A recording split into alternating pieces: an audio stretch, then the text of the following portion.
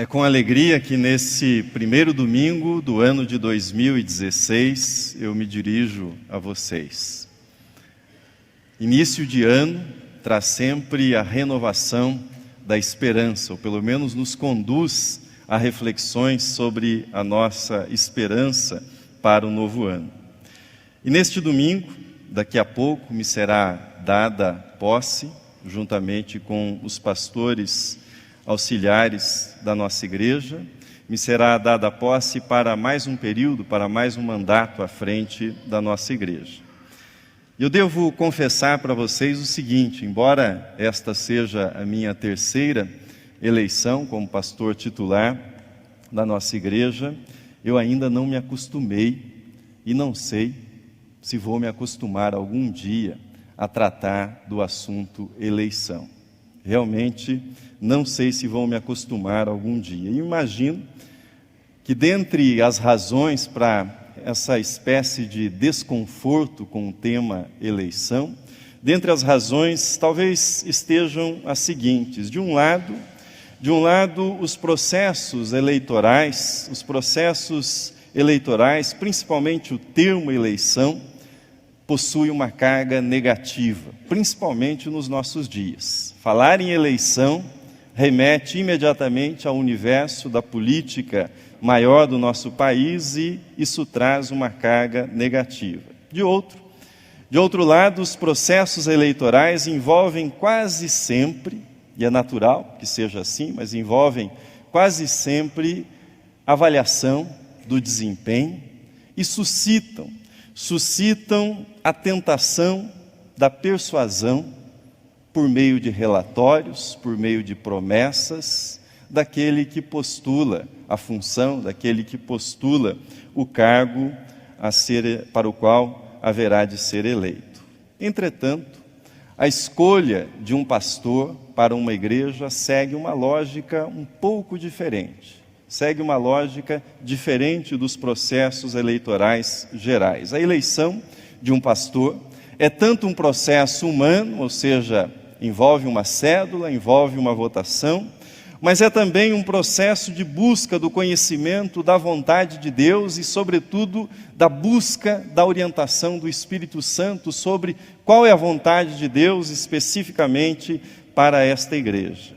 A escolha do pastor é feita sob a convicção que Deus utiliza processos humanos, que Deus utiliza processos de eleição para a realização da vontade dEle.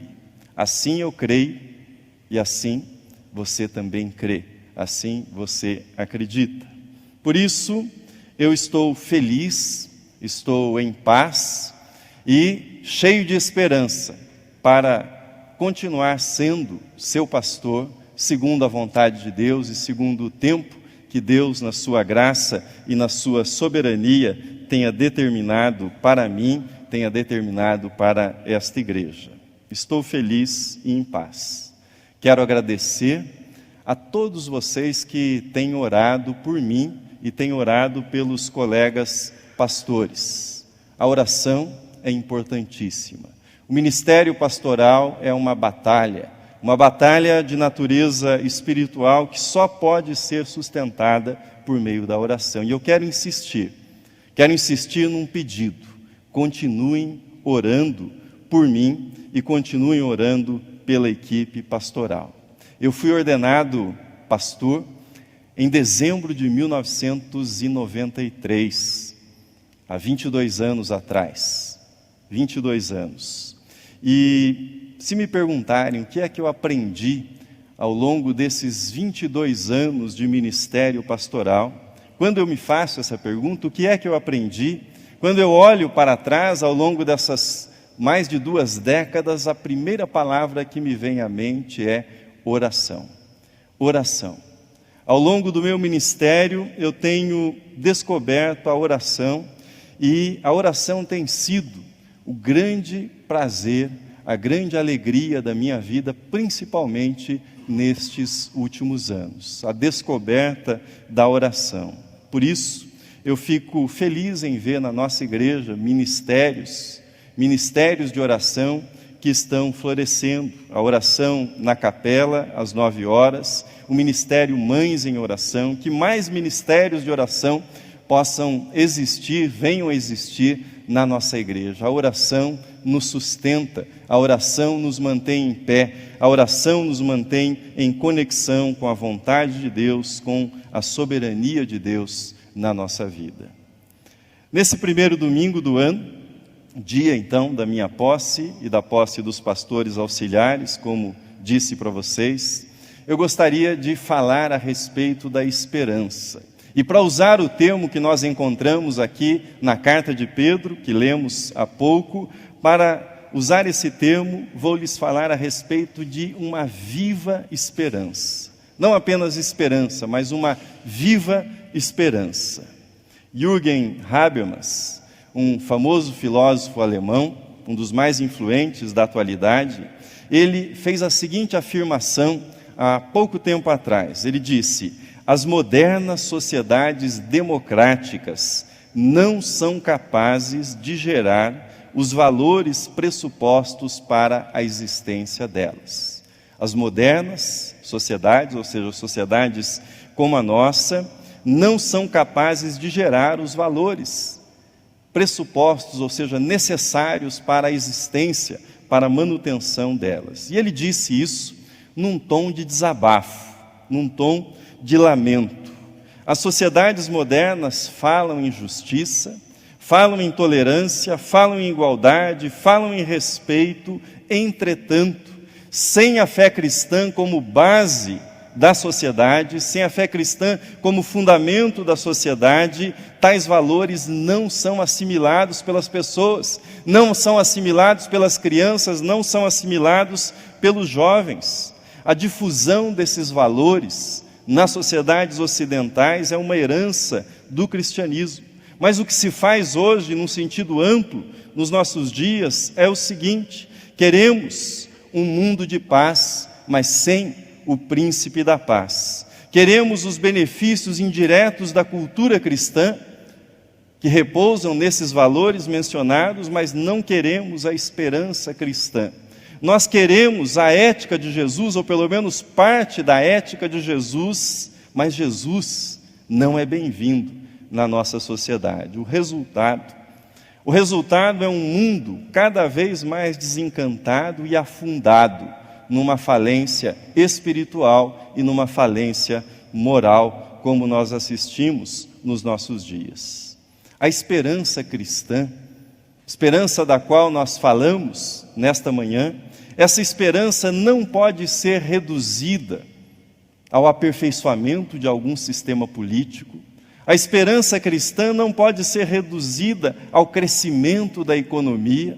A esperança cristã não pode também ser reduzida a alguma revolução no nosso modelo educacional. A esperança que nós proclamamos é uma pessoa, Jesus. A esperança que nós proclamamos está em Jesus. Aquele, na expressão do texto que nós lemos, mesmo que não o tenhamos visto fisicamente, nós o amamos. Mesmo que não tenhamos visto fisicamente a Cristo, nós confiamos nele, cremos nele e nele exultamos, segundo o apóstolo Pedro. Eu não quero soar escapista, não quero soar como alienado, não quero fazer oposição entre transformação individual e transformação social, transformação pessoal, transformação estrutural. Nós devemos trabalhar para melhorar a sociedade nas suas diferentes esferas, mas o melhor serviço que a igreja cristã pode prestar à sociedade, o melhor serviço enquanto igreja, que nós podemos oferecer à nossa sociedade, ao nosso mundo, é a apresentação dessa esperança viva que nós temos em Jesus Cristo. Essa é a missão da igreja. Se a igreja não o fizer, ninguém fará isso. Essa é a nossa missão, proclamarmos a esperança viva que nós temos em Jesus Cristo. Homens e mulheres regenerados, não membros de igreja, não apenas membros de igreja, homens e mulheres regenerados por Cristo, serão bons empresários, serão bons executivos, serão bons trabalhadores, serão bons professores e serão também bons políticos, pessoas regeneradas, pessoas que tenham encontrado em Cristo essa esperança viva para a sua vida. Cristo é a nossa esperança, essa é a afirmação de fé que nós fazemos. Mas o que isso significa exatamente? Para os progressistas, liberais, de formação secular, o problema do mundo atual é o excesso de religião. A religião, para alguns deles, deveria ser banida. Para os moralistas, conservadores, o problema é o oposto, é a falta de religião. O mundo precisa de mais religião, dizem eles. Sob a perspectiva bíblica, a questão central não é mais religião, a questão central não é menos religião. Sob a perspectiva bíblica, a questão central é nascer de novo, ser regenerado espiritualmente, ser transformado espiritualmente por meio de um encontro pessoal com Jesus Cristo, por meio de um encontro real com Jesus, aquele que foi ressuscitado dentre os mortos e vive pelos séculos dos séculos. O moralismo conservador dirá que as pessoas serão aceitas e a sociedade irá melhorar, irá progredir, se obedecermos todas as normas e cultivarmos as virtudes necessárias. O problema é que uma pessoa virtuosa, uma pessoa obediente às normas, geralmente acaba ficando irada. Acaba ficando irada com aquelas pessoas que estão ao seu redor e quebram as normas, e não só quebram as normas, mas não estão nem aí para as normas, para obedecer qualquer tipo de regra ou cultivar o bom comportamento.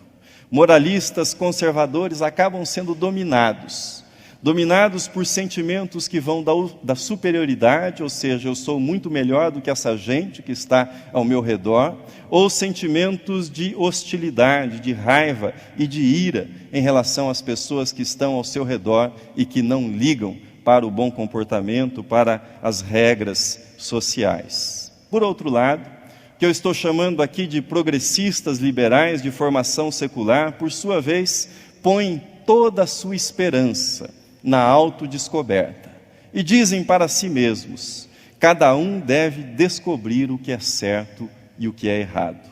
Progressistas normalmente são relativistas, ou seja, para eles não existem valores universais.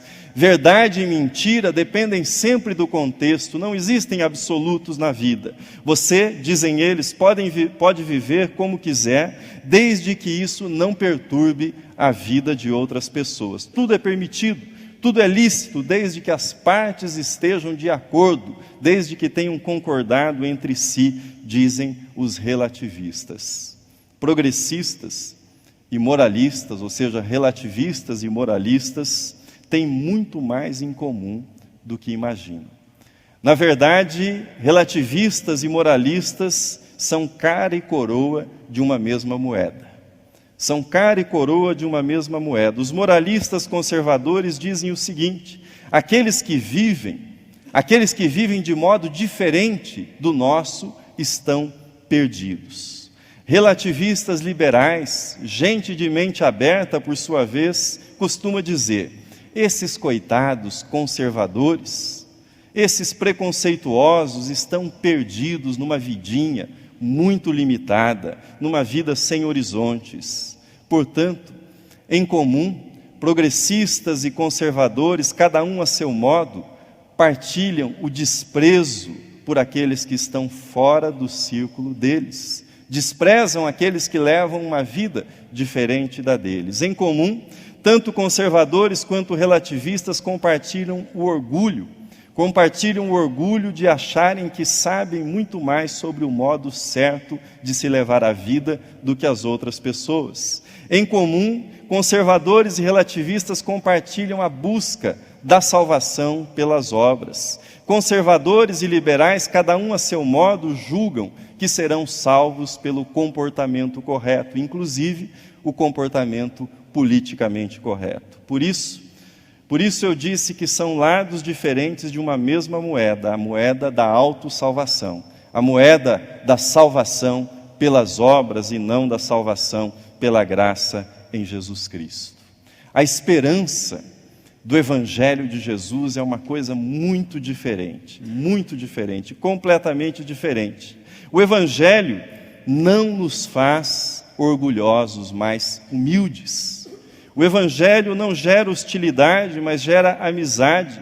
O Evangelho não ensina que serão salvos aqueles que têm mente aberta, ou que serão salvos por terem mente aberta, mas aqueles que estão verdadeiramente arrependidos, que mudaram o seu modo de pensar, aqueles que estão com o coração contrito, com o coração compungido, esses serão salvos. O Evangelho não ensina que serão salvos aqueles que batem no próprio peito e dizem: como eu sou bom, como eu sou obediente, como eu sou um bom religioso, como eu sou um cidadão exemplar no meu país. Não, o Evangelho ensina que serão salvos aqueles que, cabisbaixos, batem no próprio peito e dizem a respeito de si mesmos: como eu sou miserável, como eu estou longe de uma vida exemplar, como eu preciso da misericórdia de Deus, como eu preciso da graça de Deus na minha vida. A esperança cristã é um encontro pessoal com Jesus. E a esperança cristã, nesse encontro pessoal com Jesus, que promove essa transformação. Transformação que no texto que nós lemos é chamada de regeneração. A regeneração é o encontro de uma pessoa com Jesus Cristo, com o Cristo que é o Salvador. Não é a adesão a um sistema de ideias, embora o cristianismo possa ser resumido como um sistema de ideias. A esperança cristã também não é a adesão a uma determinada moral, embora o cristianismo possa ser resumido também em determinados costumes morais. A esperança cristã é o encontro com o Salvador, o encontro com o amigo da nossa alma, com aquele que está ao nosso lado, com aquele que está vivo e caminha ao nosso lado. Eu já contei para vocês a experiência do meu encontro pessoal com Jesus. Foi aos 15 anos de idade. Obviamente, eu já havia ouvido falar a respeito de Jesus. Na verdade, eu conhecia o credo dos apóstolos, eu conhecia a oração do Pai Nosso, eu sabia algumas passagens da vida de Jesus mencionadas nos evangelhos, mas eu não havia tido ainda um encontro real com Jesus. Jesus até então era um personagem do passado, da história, mas ele não era ainda vivo para mim. Foi nesse encontro, aos 15 anos de idade, que eu entendi que ele me oferecia uma nova vida. Nem guiada pelo moralismo, nem guiada pelo relativismo, mas pelo perdão, pela amizade, pelo amor que ele me oferecia. Naquele dia eu fui regenerado, isso foi há 31 anos atrás. Fui ordenado pastor para passar adiante, para levar adiante esta mensagem. Jesus Cristo é a nossa esperança. Ele é o caminho, a verdade e a vida. Por isso a visão da nossa igreja afirma: Cristo para as novas gerações. Essa é a nossa mensagem, Cristo para as novas gerações. Mas o que é que isto significa exatamente? John Stott, teólogo anglicano, falecido há alguns anos, escreveu um belíssimo livro intitulado O Incomparável Cristo. O Incomparável Cristo. Alguns anos depois, John Haggai, inspirado nesse livro, inspirado no conteúdo desse livro, compôs o seguinte texto a respeito da singularidade de Cristo, texto que eu compartilho com vocês. John Haggai assim disse: quem é este Cristo de quem eu falo? Os grandes personagens da história perdem a sua importância na presença de Cristo, o incomparável. Ele é a coroa do universo, o cumprimento das profecias, o Salvador do mundo. Cristo sobrepuja a todos. Ele é a vox humana em toda música e a estética em toda obra de arte. Ele, Cristo, é a mistura mais aprimorada de luz e sombra em toda pintura. Ele, Cristo, é o ápice de qualquer empreendimento. Para o artista, ele é o padrão supremo de beleza. Para o arquiteto, ele é a pedra fundamental. Para o astrônomo, ele é a estrela da manhã.